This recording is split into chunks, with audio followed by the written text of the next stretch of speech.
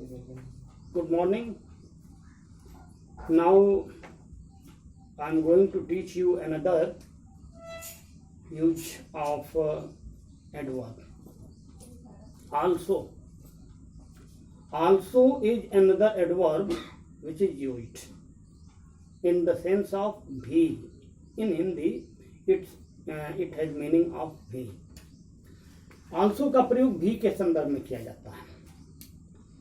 Also का प्रयोग conjunction के रूप में नॉट ओनली बट आल्सो के रूप में किया जाता है. यही दो प्रमुख इसका प्रयोग है. जब भी के अर्थ में इसका प्रयोग किया जाता है तो उस वर्ड के बाद होता है जिसको कि यह मॉडिफाई करता है. उस वर्ड के बाद. I also beat my servant. I also beat my servant. तो व्हाट डू यू अंडरस्टैंड? मैंने भी. आई ऑल्सो मतलब क्या होता है? मैंने भी. I beat my servant. मैंने अपने नौकर को पीटा. I also beat my servant. मैंने भी अपने नौकर को पीटा. कंजंक्शन के रूप में ऑल्सो का प्रयोग नॉट ओनली बट ऑल्सो के सेंस में होता है, जो एक कंपाउंड सेंटेंस बनाने के लिए प्रयोग किया जाता है. जैसे ही not only broke the pen. He not only broke the pen but also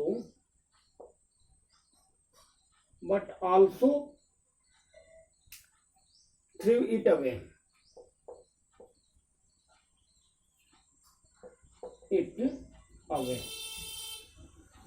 students, आपने देखा आल्सो का प्रयोग बट के साथ कंजंक्शन के रूप में किया गया. अब बात आती है इवन के प्रयोग की. इवन का अर्थ फिर भी, आल्सो का अर्थ भी होता है तो इवन का अर्थ फिर भी होता है, तो भी होता है. यह सरप्राइजिंग कंडीशन में प्रयोग किया जाता है कि the fact which is not probable and that had happened. उस कंडीशन में इसका प्रयोग किया जाता है. जैसे she has lost her purse. She has even lost her watch. या इस तरह से कह दें कि the woman is rude. The woman is rude. Even she helps the poor. अब आपने क्या देखा कि यहां इवन का प्रयोग तो भी के सेंस में किया गया. इवन का प्रयोग एक साथ. इवन का प्रयोग नियमित. इवन का प्रयोग समतल. इवन का समान.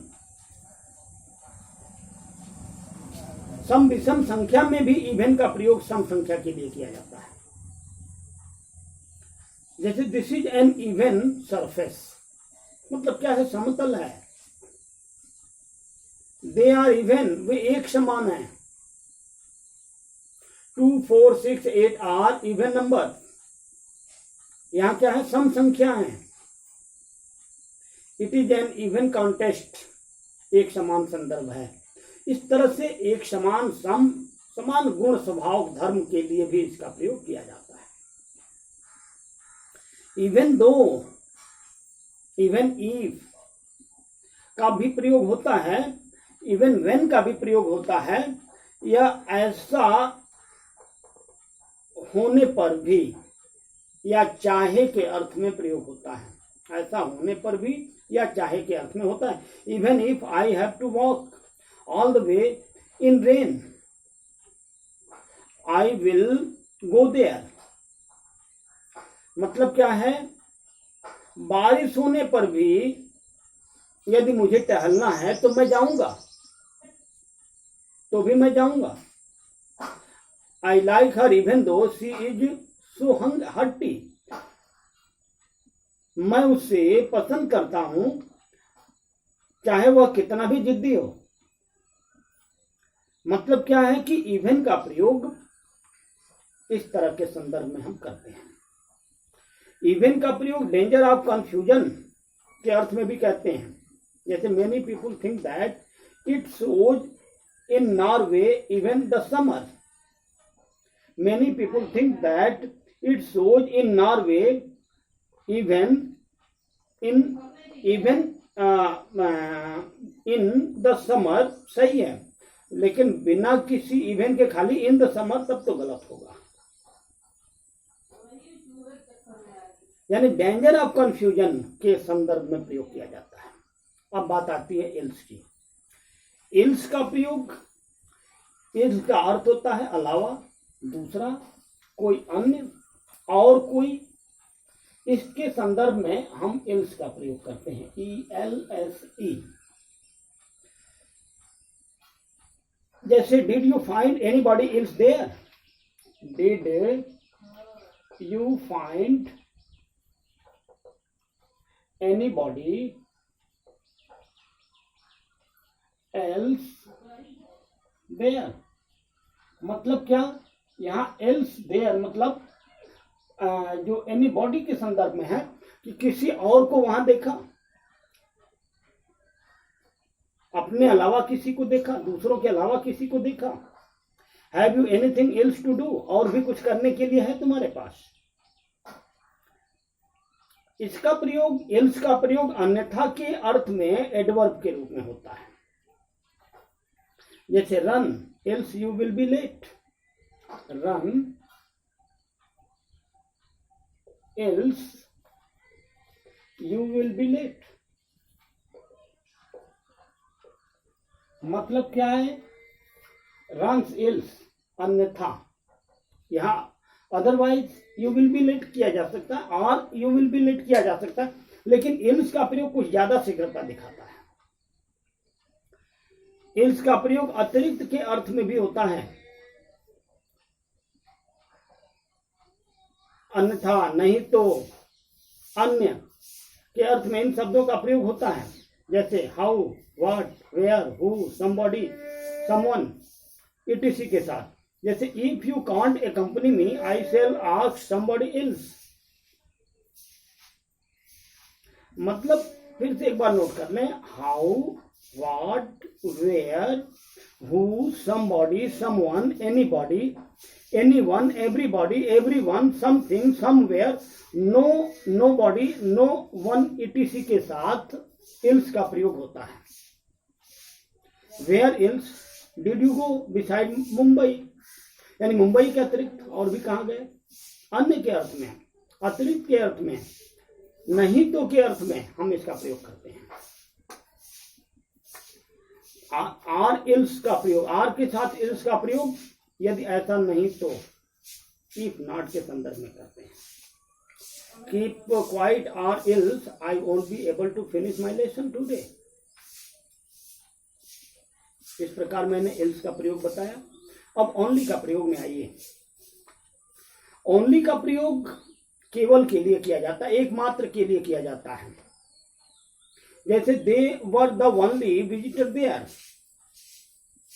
दे were the only visitor there, एकमात्र visitor. He was the only candidate for the post, एकमात्र, केवल। This book is likely to be very useful. Only it is rather expensive. अब यहाँ क्या है, सिवाय इसके। यहाँ वनली का प्रयोग से क्या निकला अर्थ, सिवाय इसके, अर्थात वनली का प्रयोग सिवाय इसके के संदर्भ में किया जाता है। Except then, except that. Only का प्रयोग विथ द रिस्ट्रिक्शन यानी बट के संदर्भ में भी किया जाता है, कंजंक्शन के रूप में। जैसे विद्यार्थियों, you may visit only don't stay long. Only don't stay long यानी लेकिन देर तक नहीं ठहरना। तुम आ सकते हो लेकिन देर तक मत ठहरना। मतलब यहाँ क्या है, ओनली बट का अर्थ देता है। Only don't stay long. Only का प्रयोग यद्यपि के रूप में भी होता है, एंड येट और हाउ एवर के संदर्भ में भी ओनली का प्रयोग होता है। जैसे the apartment is lovely, only I can't afford it. ठीक है, यद्यपि मैं इसे अफोर्ड नहीं कर सकता। इस तरह से ओनली एक साधारण शब्द नहीं, असाधारण शब्द है। इसे वर्ड फ्रेज के पहले भी प्रयोग कर सकते हैं। जैसे mister Thakur only posted the letter to mister Jha. अब पूरा सेंटेंस को ओनली में मॉडिफाई कर दिया। अब बात आती है एलॉन की। एलॉन का प्रयोग अकेले के अर्थ में किया जाता है। एडवर्ब एडजेक्टिव के रूप में होता है। जैसे the girl was sitting Elon, he was Elon in his room, मतलब अकेले के संदर्भ में किया जाता है और ज्यादातर वर्ब के बाद ही होता है। राम एलॉन नाउन के साथ भी प्रयोग किया जा सकता है कि Ram alone can win the race. Use of lonely, alone के संदर्भ में ही लोनली का है, जो एकांत सुनसान जगह को बताता है। जैसे आई वॉज वेरी लोनली, मैं अकेला था at first, but then I made some friend. He didn't know anyone in Patna and left very lonely, felt very lonely. Clear है, अकेला के संदर्भ में। अब बात आती है देयर की। देयर का प्रयोग उस स्थान के लिए होता है जिसको वहां के संदर्भ में जो एडवर्ब के रूप में प्रयोग किया जाता है। डोंट सिट देयर, वहां मत बैठो। He went in the evening, he went there in the evening, यानी देयर का मतलब स्थान से है। देयर का प्रयोग इंट्रोडक्टरी वर्ड के रूप में भी किया जा सकता है, जो प्राय प्लेस को ही मॉडिफाई करता है। जैसे हम करते हैं कि there are 7 days in a week, सप्ताह में 7 दिन होते हैं। इंट्रोडक्टरी है, इट हैज नो मीनिंग। जैसे there were 7 people on the platform, तो क्या है, यह भी देयर का प्रयोग इंट्रोडक्टरी है। बात आती है प्रीपोजिशन के बाद दैट का प्रयोग प्लेस को संबोधित करता है। Put the bag under their, under their कोई स्थान का हित संकेत है। क्लियर हो गया। यह देयर गोज द लास्ट बस एम्फैसिस के लिए भी प्रयोग किया जाता है। अब आती है कुछ शब्द जिनके साथ देयर का प्रयोग होता है और उसका अर्थ क्या होता है। देयर बाई, उस संबंध में, सिलसिले में। देयर फ्रॉम, वहां से। देयर इन, उसके भीतर, उसमें। देयर इन आफ्टर, पुस्तक या दस्तावेज के आदि के बाद वाले भाग में। There in after. इस तरह से देयर का प्रयोग आपको संदर्भित किया गया। अब आती है देयर ऑफ, उस स्रोत से। देयर अंडर, उसके नीचे। देयर अपॉन, उसके ऊपर, उसके कारण। देयर विथ, उसके साथ। ये संदर्भ होता है देयर का। प्रीपोजिशन के साथ इसके अर्थ बदल जाते हैं।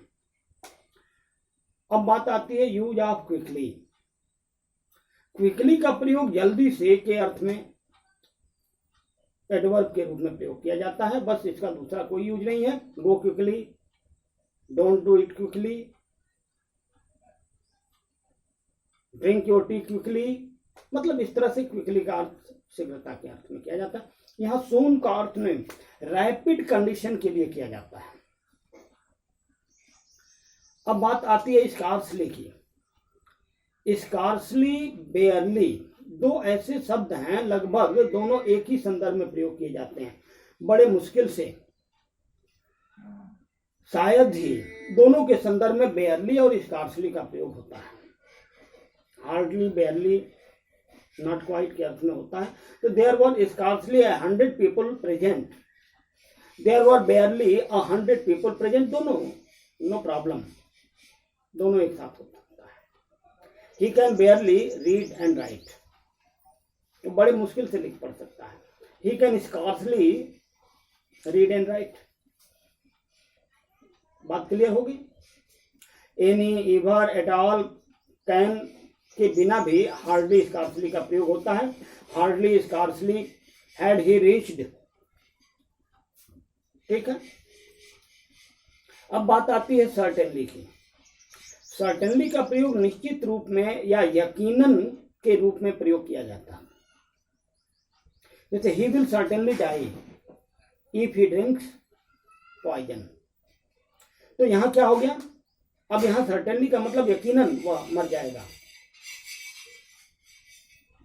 यहां किसी भी तरह से अनडाउटेडली भी, यहां सर्टेनली का मतलब क्या है, अनडाउटेडली, निसंदेह रूप से। सर्टेनली का प्रयोग किसी क्वेश्चन या आंसर अफर्मेटिव सेंस में देने के लिए होता है। ऑब्वियसली के संदर्भ में हम सर्टेनली का प्रयोग करते हैं। ठीक है ना। Will you pass me the towel please, certainly. ठीक है। इस तरह भी कह सकते हैं कि will you land me your bat, certainly not. मतलब क्या हो गया, ये दोनों संदर्भ में नेगेटिव सेंस में क्वेश्चन का आंसर नेगेटिव और पॉजिटिव दोनों ने दिया। सर्टेनली मतलब यस और सर्टेनली नॉट मतलब नो। अब बात आती है श्योरली की। श्योरली का प्रयोग भी निसंदेह या अवश्य के लिए होता है, लेकिन सर्टेनली के लगभग बराबर ही होता है श्योरली। जैसे he has been irregular, he will surely fail, हम सर्टेनली भी कर सकते थे। तो लगभग आपने देखा कि इसमें कहीं कोई स्ट्रांग बिलीफ में श्योरली और स्ट्रांग डिटर्मिनेशन में सर्टेनली। अब बात आती है डेफिनेटली की। तो डेफिनेटली का प्रयोग किसी कार्य की पूर्णता के संदर्भ में करते हैं, या हम इस संदर्भ में ले लें कि कंप्लीट एक्सप्रेशन के लिए हम करते हैं कि it was an absolutely terrible flight, the next time go to Delhi I will definitely go by train. अब मतलब यहाँ क्या हो गया, डिटर्मिनेशन की बात हो गई कि अब ट्रेन से जाना होगा, हवाई जहाज में खतरनाक स्थिति थी। यानी डेफिनेटली निश्चित रूप से के संदर्भ में करते हैं प्रयोग। अब आता है बात प्रेजेंट की। तो प्रेजेंट, एट प्रेजेंट का मतलब आजकल, अब जैसे at present there are many people lockdown, मतलब क्या है, वर्तमान में, तत्काल में, आजकल बहुत सारे लोग लॉकडाउन हैं। ठीक है। उसी तरह अब बात आती है प्रेजेंटली और शॉर्टली और डायरेक्टली, यहाँ तीन शब्दों की। इनके जगह पर हम प्रेजेंटली, शॉर्टली या डायरेक्टली का प्रयोग नहीं कर सकते। Presently there are many people lockdown, ऐसा हम नहीं कर सकते। एट प्रेजेंट करेंगे। प्रेजेंटली का मतलब तत्काल में नहीं होता है, इनका अर्थ शीघ्र के लिए होता है, जल्दी के लिए होता है। I shall be living the house presently, मतलब क्या हो गया, मैं शीघ्र ही छोड़ने वाला हूं घर। प्रेजेंटली की जगह शॉर्टली, डायरेक्टली का भी प्रयोग हो सकता था कि I shall be living the house directly, शीघ्र, प्रेजेंटली शीघ्र, शॉर्टली शीघ्र। कभी कभी प्रेजेंटली का प्रयोग इन दिनों, इस समय के अर्थ में भी होता है कि the government is presently considering, बस इन दिनों, आजकल पहले ही बताया जा चुका है। शॉर्टली डायरेक्टली के संदर्भ में भी मैंने बताया। तत्काल और फौरन के संदर्भ में भी डायरेक्टली का प्रयोग है। कम इनडायरेक्टली, डोंट डिले। अंडरस्टूड। अब बात आती है हॉटली और वार्मली का फर्क। हॉटली अपमान पूर्वक और वार्मली जोशीले ढंग से, दोस्ताना ढंग से। अब वार मतलब गर्म, हॉट मतलब भी गर्म, लेकिन जब हम इनको एडवर्ब में बदलते हैं तो अर्थ बदल जाता है। जैसे mister Yadav denied all the charges hotly, यानी कैसे, अपमानपूर्ण ढंग से। और इस तरह कर सकते हैं, वी थैंक देम वार्मली, मैंने गर्म जोशी से उनका धन्यवाद किया। लेकिन कोल्डली मतलब शत्रुता या ईर्ष्या की भाव से। कोल्डली अच्छा शब्द नहीं है, ये नेगेटिव एडवर्ब होता है। जैसे ही रिसीव्ड मी कोल्डली, यानी शत्रुता पूर्वक उसने मेरा अगवानी किया। कूलली, हम कोल्डली के जगह पर कूलली का प्रयोग करना गलत है। कूलली का प्रयोग शांति से के अर्थ में होता है। कोल्डली शत्रुता से और कूलली मतलब शांति पूर्वक। जैसे my wife manage everything coolly, understood, शांति पूर्वक से काम कर लेती है। अब बात आती है no equal to not plus any. No का प्रयोग नॉट एनी के संदर्भ में करते हैं। सिंगुलर अनकाउंटेबल नाउन के पहले होता है। नो का प्रयोग प्लूरल काउंटेबल नाउन के पहले भी होता है। ध्यान रखें, सिंगुलर अनकाउंटेबल, प्लूरल काउंटेबल। लेकिन सिंगुलर के साथ हम नॉट एनी का प्रयोग करेंगे। जैसे he has no pen to land you at present, he has not a pen, correct होगा नो पेन। सिंगुलर के साथ हम नो का प्रयोग नहीं कर सकते। पेन्स रहता तो नो पेन्स कर सकते थे, लेकिन नॉट एनी पेन करेंगे, नॉट अ पेन करेंगे, तब जाकर के ये करेक्ट होता है। ध्यान दें, ये अक्सर गलतियां लोग करते हैं। No plus comparative degree plus noun या no plus comparative degree adjective के रूप में होता है। There is no prettier girl, comparative में है। There is no fighter than Prabha, यानी कंपैरेटिव के साथ नो का प्रयोग होता है। No other plus singular noun, no other student,